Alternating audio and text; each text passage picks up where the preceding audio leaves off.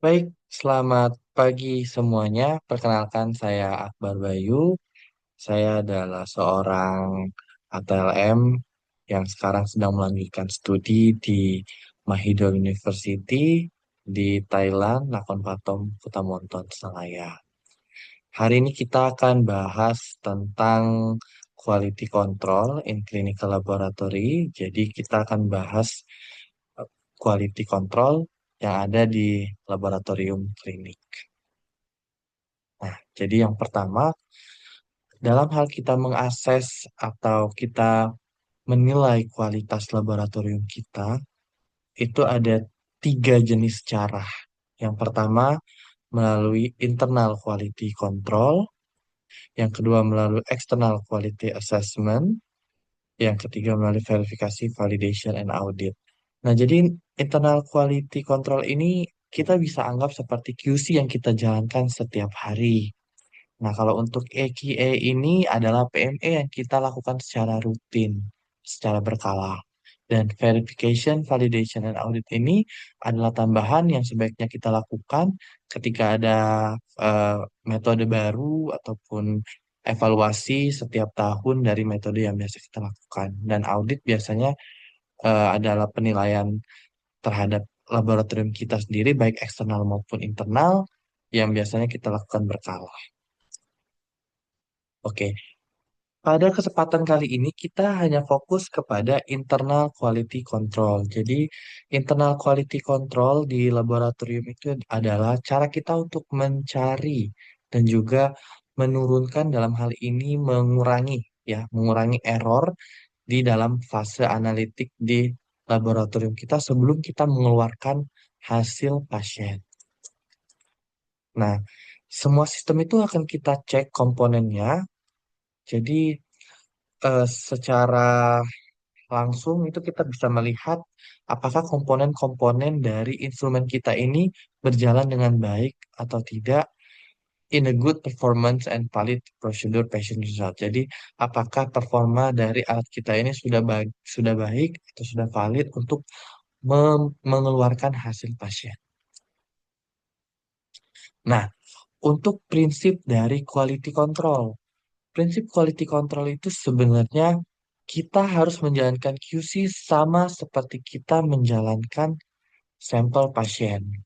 Dan juga QC itu sebaiknya harus sesuai dengan spesifikasi dari instrumen. Contoh, misalkan kita menjalankan alat hematologi. Nah, kalau bisa untuk QC-nya itu disesuaikan dengan dengan sampel yang biasa kita periksa. Dalam hal ini whole blood seperti itu. Kalau kimia dia harus jalankan berupa serum. Tapi kalau misalkan kimia urin, nah itu dia harus menjalankan urin untuk QC-nya. Jadi jenis QC-nya jenis QC urin seperti itu.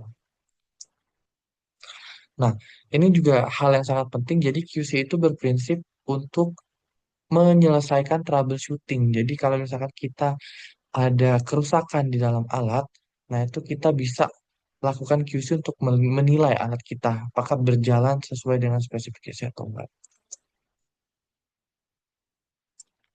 Nah, untuk QC ini adalah kata kunci yang sering banget didengar ya. Jadi akurasi, presisi.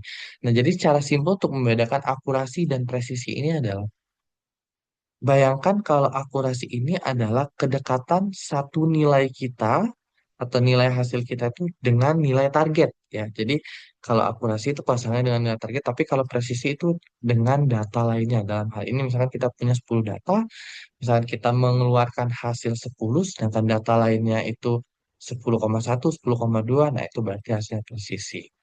Nah, dalam bentuk gambar bisa kita gambarkan seperti ini kondisinya.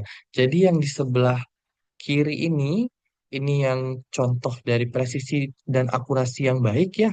Jadi seperti ini bentuknya dia ada di tengah. Jadi bayangkan kita itu sedang memanah dan anak panahnya itu tepat ada di tengah semua. Nah, ini adalah contoh dari presisi dan akurasi yang baik. Sedangkan kalau misalkan presisi atau akurasi yang buruk atau high imprecision, impresisi yang tinggi itu gambarannya akan seperti ini.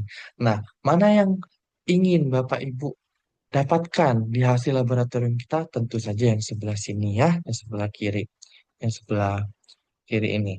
Jadi kalau misalkan yang sebelah kanan ini hasilnya bisa dibilang nganclong ke kanan, ke kiri, dan sebagainya.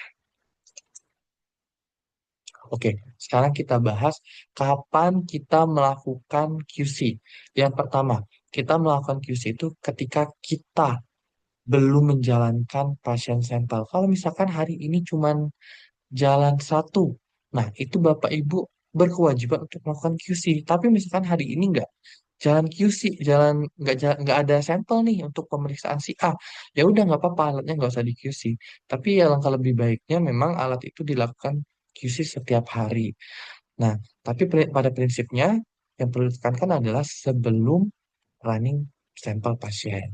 Yang kedua, setelah kita melakukan kalibrasi, terutama kalibrasi di alat kimia ya, alat kimia kita itu biasanya rutin untuk dikalibrasi. Kadang mereka minta sebulan sekali, 3 minggu sekali.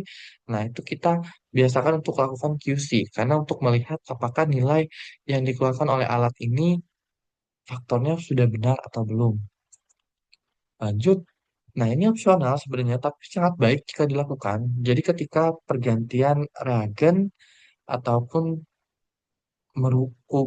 perubahan dari reagennya, terutama untuk pergantian lot. Jadi terkadang ada beberapa reagen itu dia memiliki lot-to-lot variation. Nah, lot-to-lot variation ini yang bisa istilahnya membingungkan kita kalau misalkan nanti tiba-tiba hasilnya kok tinggi gitu. Nah, biasanya kalau misalkan lot-to-lot variation ini sebaiknya kita lakukan kalibrasi. Tapi itu tadi sebaiknya Bapak Ibu lakukan pergantian ketika kita mengganti reagen itu kita lakukan QC. Selanjutnya, setelah maintenance service ya, jadi kalau misalkan ada teknisi yang datang, maintenance, nah itu sebaiknya kita minta mereka di QC aja. Oke. Gitu.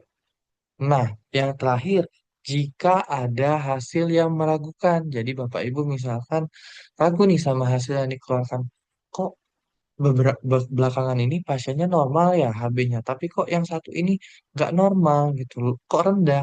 Nah, Bapak Ibu bisa kalau misalkan mau jalankan QC, langsung jalankan QC setelah pasien itu QC yang low. Jadi sesuaikan kalau misalkan kondisinya low, pakai QC low. Kalau misalkan kondisinya pasiennya tinggi, pakai QC yang tinggi.